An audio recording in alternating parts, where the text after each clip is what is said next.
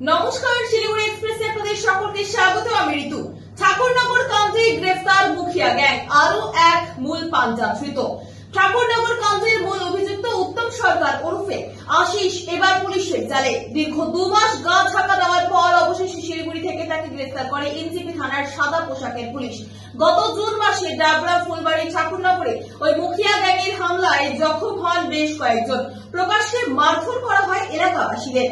দাদাগিরি দেখায় জনা 20 দুষ্কৃতী। ঘটনার পর রাত্রে গ্রেফতার করা হয় 6 দুষ্কৃতীকে। সর্বমোট মিলিয়ে মোট 7 জনকে গ্রেফতার করতে সমর্থ হয়েছে পুলিশ। এরপর খোঁজ শুরু হয় বাকিদের।